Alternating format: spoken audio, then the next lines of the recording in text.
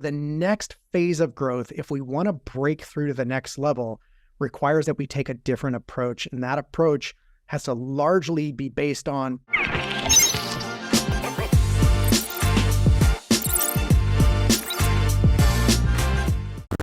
Hey everyone, this is Mark DeGrasse, the president of Digital Marketer, and this is the podcast that keeps you updated on everything you need to know when it comes to digital marketing, from the platforms you be focused on to the guys' tactics and tools that are working today. Today our guest is Frank Cowell, the Chief Revenue Boss of Revenue Ranch, and we're talking about growing agencies, and one specific aspect of growing agencies that I think really wraps up the year well and will give a lot of people a start to the new year, or just a new start any time of the year it is, if you're listening to this not around New Year's. So welcome, Frank, and I'm excited to talk about it.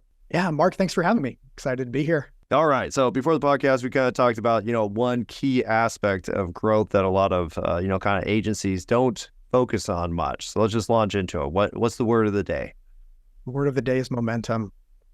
And so the reason that word is so important to me is because when we grow our businesses to that point where we're like, yeah, hooray, we've got a business, we've got clients, we've got employees, and we're billing people and someone else is kind of following up with the bills and it's not always just me. We get to that place and we're excited, but then all of a sudden things get stuck. We hit a ceiling. What we used to do no longer works as well as it once did. And we become overwhelmed because the chaos is growing, the complexity is growing, and we find ourselves having to play hero and save the day. When we get to that place, and by the way, in agency world and professional services world, I find that that place is anywhere from, $500,000 to a few million in revenue, call it 1 to 3 million in revenue, somewhere in there. There's this ceiling, there's this place where you kind of get stuck and you're overwhelmed and it just seems like herding cats to get everyone aligned. And so at that place is where we have to shift our approach to growing the business. So what worked up until that point is what I call entrepreneurial brute force, meaning I, the agency owner, am the hero, and this business works because I'm the hero. So I call that the hero business model, okay? And it's a little deceiving because we get to that range and we think like, yeah, I hit the 7-figure mark or we're approaching it and like, feel good, this is a business. But it's a little deceiving because it's really based mostly on you being the hero. You're landing the business, you're making sure clients are happy, you're making sure you're collecting cash. Even if you have other people helping, it's largely based on you pushing. And so the next phase of growth, if we want to break through to the next level, requires that we take a different approach. And that approach has to largely be based on creating and leveraging momentum in the business. It's about the only magical thing I've seen in business and in life is this idea of momentum. I love that. Well, what you're talking about is the hero's journey, right? And we all say, oh, you're the hero of your own story and blah, blah, blah. But the funny part is that is right. But if you look at any hero's journey, there's always a failure part. It's not a linear path. There's always, the problem presents itself. The hero falls down and the hero has to pick himself back up and, make the thing happen to complete the journey. So I think you're totally right. And I think most entrepreneurs, especially if you are kind of that sub 7-figure mark, it's all up to you forever. And I've been through it. It's exhausting. What you're talking about is like the passion for the business and the passion for making this thing that you've made succeed. And it doesn't last forever. And you have to have that, kind of renewal, which is what you're talking about. So how do you go about, manually creating that process? Yeah, so I mentioned that momentum is kind of this only magical thing that I've ever found that exists in business and in any endeavor, really. But this magical thing, we could actually create it. We can be purposeful about it and we can harness it. And so the way we go about doing that in business is we obsess about working on the right things in the right order. If we don't work on the right things in the right order, we end up spinning our wheels and not getting the results that we desire. And when that happens, we get burnt out, we get frustrated, our leadership's affected. And so then we're not able to gather and align a team around that process. So we have to work on the right things in the right order. It's a lot like, if anyone's ever seen this video on the internet, this guy put up a series of dominoes And the very first domino, I think, was your normal sized domino that you would see. It's like 1 inch tall, 1.5 inches tall, right? The final domino, which I believe was only about 8 to 10 dominoes deep, was this big, huge slab. It was a slab that was, I think it was like 6 feet tall and must have weighed, 500 to 1,000 pounds. And what he demonstrated was that if you line the dominoes up in the right order, that one little tiny domino that weighs a couple of ounces can actually be responsible for knocking over the 1,000-pound domino. This is what we're talking about in business. That is the power of harnessing momentum when we work on the right things in the right order. And so to do that, what I like to do is I like to look at business through what I call 7 core capabilities. So there are 7 core capabilities that exist in every business, no matter what your business size is. Even if you're a small business and you think to yourself, I don't have a head of administration, I don't have a head of finance. Believe me, those capabilities are still there. You just might be doing them all. So these 7 capabilities, if you'd like, I can go through them and talk about the importance of each of those. And then your job is to optimize them in a very specific order. So shall I go through that right now, Mark? Yes. Yeah, let's do it. No, the whole concept of momentum, and I love the analogy with the dominoes falling. And I think one of the ones I saw had like a 2-story tall domino, and it was 1 inch, and it kind of tumbled it all. And I think what you're talking about is the lining up. Because if you are, an entrepreneur or a marketer or whatever, you're hustling all the time and you can't see any of that. You just see a sea of responsibilities and tasks and projects that have to get done. And all you're trying to do is survive that process. And so I love that you're talking about, no, there's an order to it. And if you do the order right, then you can make all the things happen without having to, most people just never get through it. You just keep running wild until you either succeed so much that somebody buys your business and you can stop, or you fail and you start over again. So I love it, purposely doing what you're talking about. Yeah, what's interesting is that big, 2-story domino, the megaton domino, that oftentimes is in agencies and professional services businesses, lead generation, right? We got to make lead generation happen. We got to tackle this thing. And you just keep putting, why isn't it working? Why can't we generate the leads? Why do we not have a consistent pipeline? That's that big multi-ton domino. But what a lot of people don't realize is that there's a smaller domino that you have to work on first that will help give momentum to that lead generation. I do this time and time again with businesses. Remember, I had this one situation, client of mine, we were doing this live analysis in front of a group of agency owners. And he was convinced lead generation was his number one blocker to growth. So I'm not one to argue. And so I said, okay, let's go through that. Let's peel it back. And I have a process that I take people through on how we peel back issues. Lo and behold, his number one blocker actually appeared 2 dominoes earlier. And he had this light bulb go off and say, oh, wow, the reason lead generation is a problem for me is because I've yet to solve this thing in this other area. And so that's what we're talking about. So let me go through those 7 capabilities right now.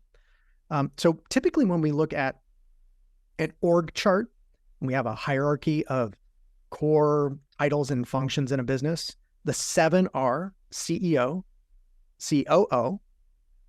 You have marketing, sales, operations. Operations, by the way, in agency world is delivery of the services. And then you have admin and finance. So those are the 7. Now, whether you have heads of each of those in your company right now, maybe you're small and you only have a couple of leaders and you're kind of splitting all those things, or whether you are a company that has a full, robust management team, those functions still exist. Whether you have a person on each function individually or not, those functions exist in every business. But instead of those functions and those job titles, I ask the question, what is the reason those exist? Why do those job roles exist? The answer to that are the capabilities you need to achieve in your business. So let's go through each of those 7 again. CEO, why does that role exist? Well, the purpose of that role is to create a true north strategy and make sure that nobody on that team is misaligned with true north, that nobody gets hired unless they are a true north kind of person. So the true north is, where are we going? Who do we serve? What is our difference in the world? What's the transformation we bring? What service promises do we make? How do we articulate our brand?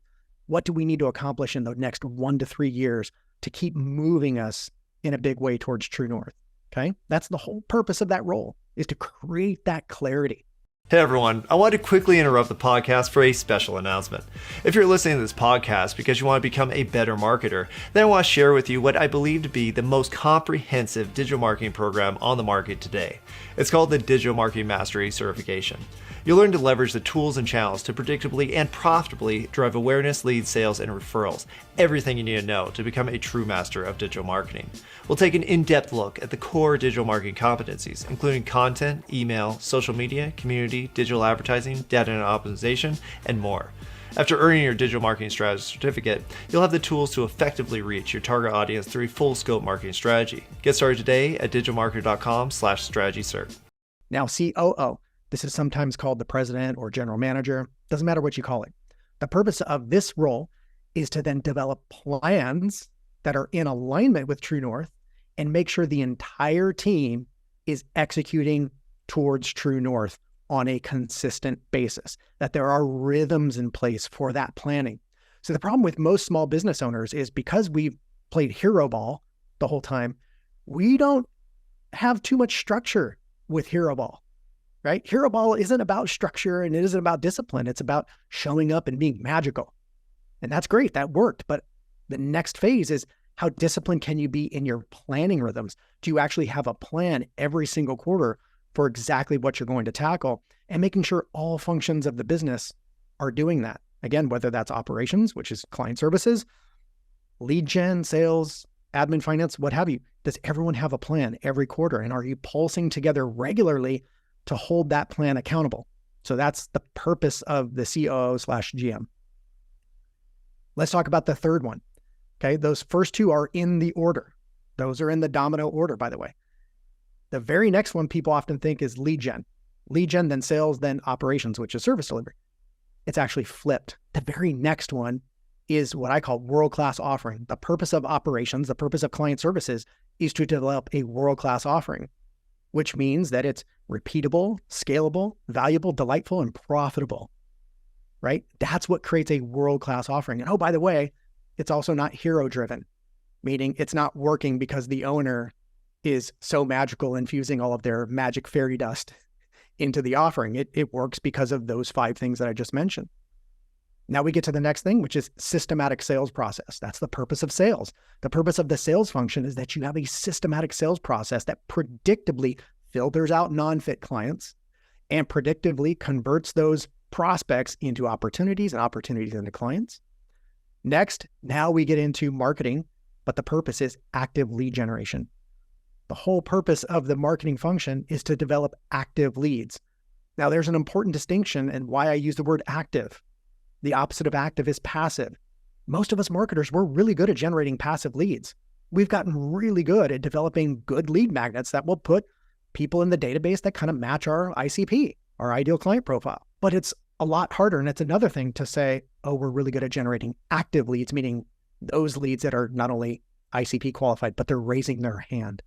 And that is the whole purpose of that. I don't like the title, head of marketing, VP of marketing, CMO. Purpose is active lead generation. Are you generating active leads? Yes or no? Now, there are some things we do long-term to help make that happen. But if we're not making that happen in the near term, then it doesn't matter if we call it marketing or sales or outreach or BDR or SDR. It doesn't matter what we call it. The purpose is are we generating active leads? When we have all of that working, Mark, we now have enough throughput in the business. We have enough clientele. We have enough revenue. We have enough employees to where the next function, which is the administrative function, which is all about creating a work environment, how people are paid, how people get support. Is the organization tracking training across all functions and growing people? Do people have the right equipment to do their jobs? That's all the administrative function. I call that the empowered work experience. That's the purpose. The purpose is to create an empowered work experience so people can be the best they can be, both professionally and personally. Finally, finance. The purpose of that is cash and profit optimization. Again, now that you have all those things working for you, the investments you make into finance start to pay off because you have leverage. Imagine hiring a CFO when you're only 2 people strong. It's kind of a wasted investment.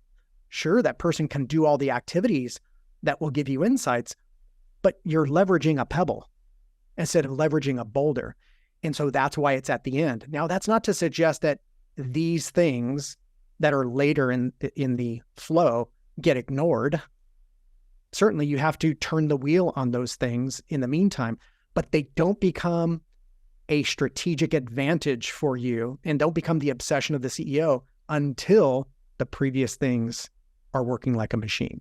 So that's the order. And if we, as owners, if we obsess about perfecting each one in that order, we will create massive momentum. So that way, by the time we're making those investments in, let's say we hire a really high-powered people management person that's going to head up the empowered work experience. By the time we make that hire, they're now leveraging this massive, well-oiled machine. So the investment we make there is, affects a bunch of people and a bunch of throughput that otherwise we're not ready for.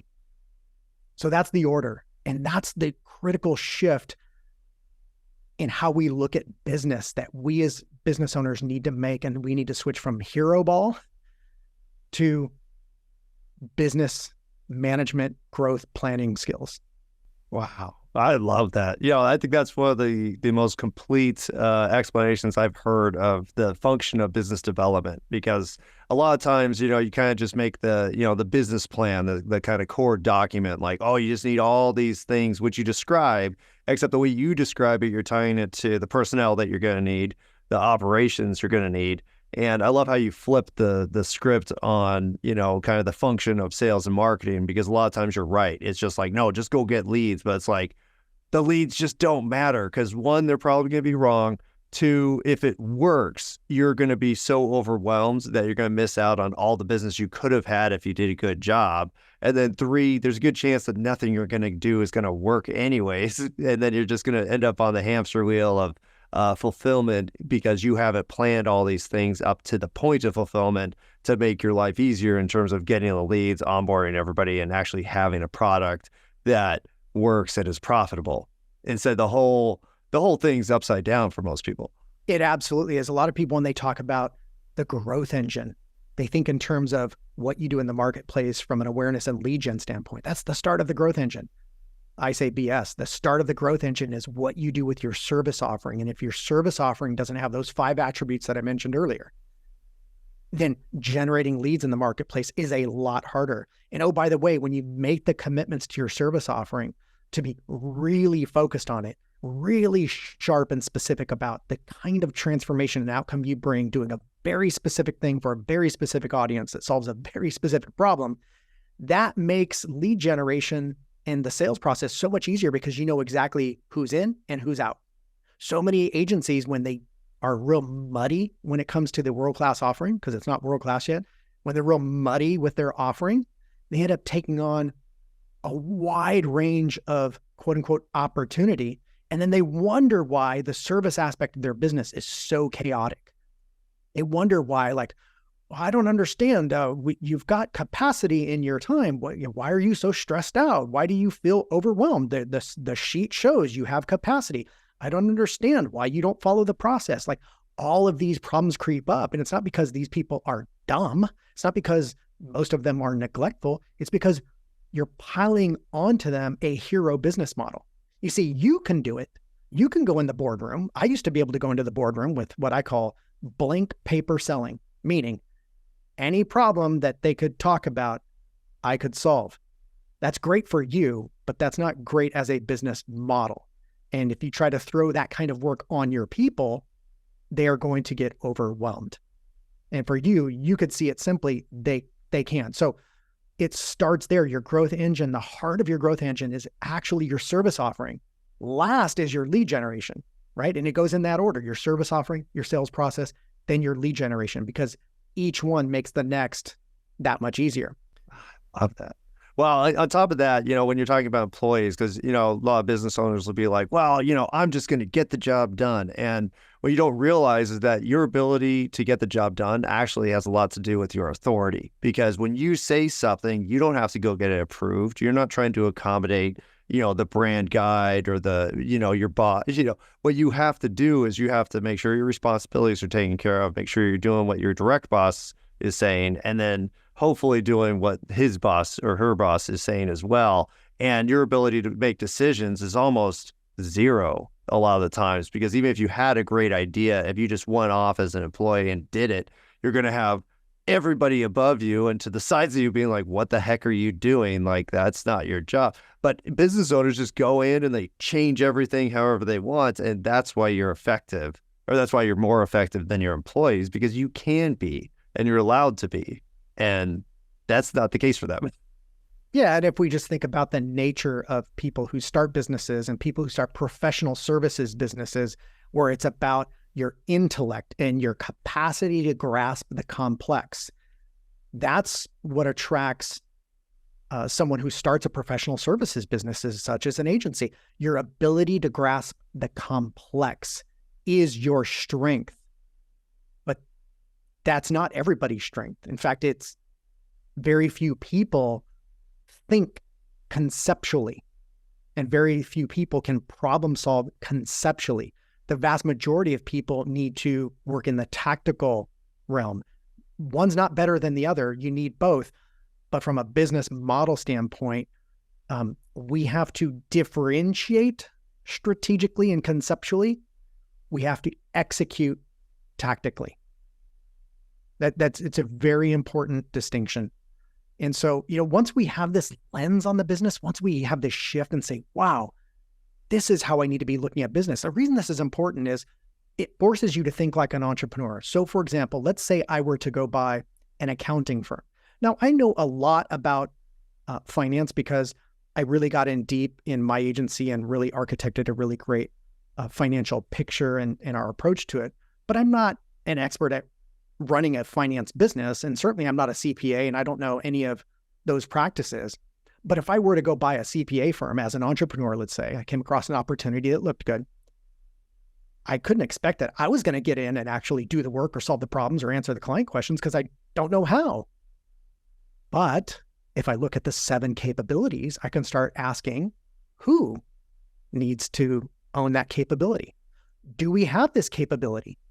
Grade it, grade each one, and then say, okay, I need to make sure I have someone in each of these seats that own each of these capabilities. But this particular capability as the entrepreneur is the one I'm going to stay close to, help find the right people, look at it closely and problem solve, even though I don't know the tactics of it.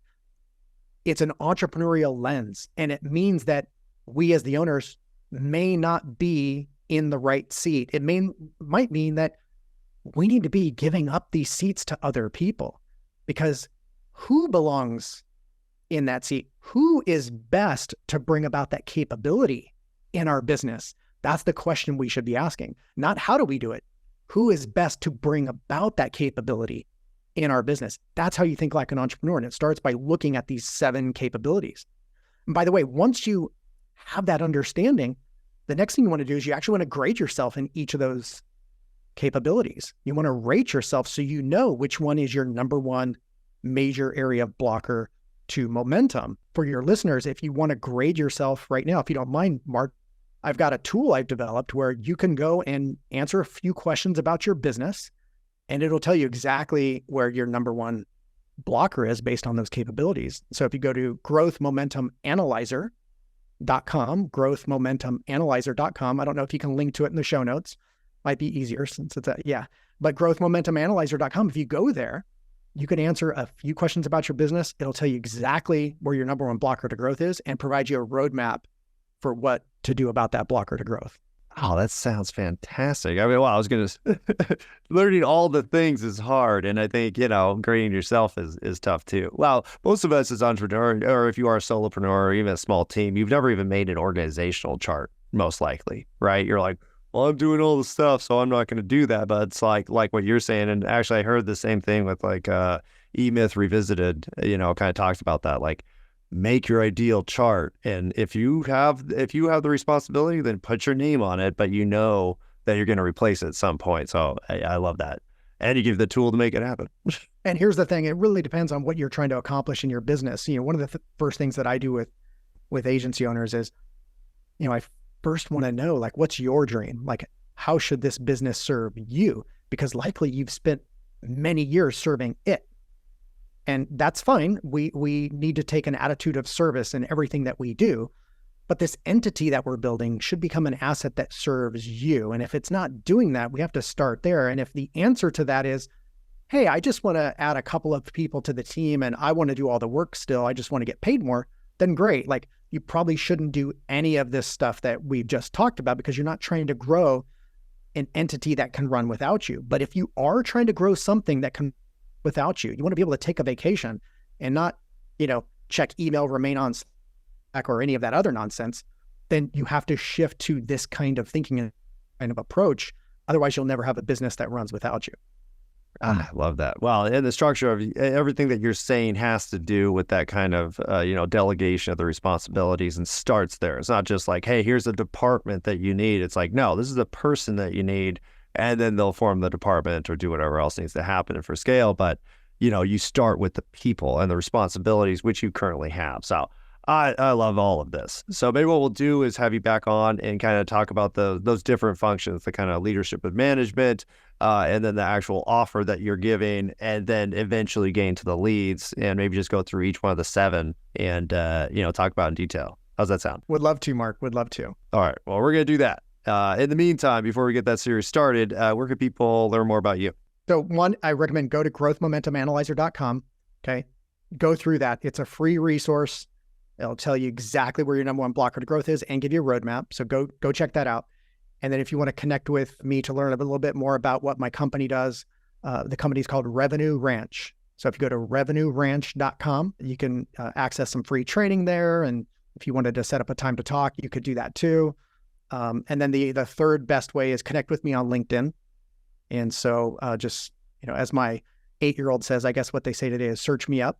Yeah, that's apparently what the kids say today is search it up. Just connect with me on LinkedIn. Would love to connect with you there. Fantastic. Well, thank you so much, Frank. Always appreciate your contributions to the digital marketer community. And I think this will be a great series because, like I said, and I wasn't, blowing smoke there, this is probably the most succinct business plan that I've heard. And it's so applicable right now. And you actually gave the tool to get started. So thank you so much for that.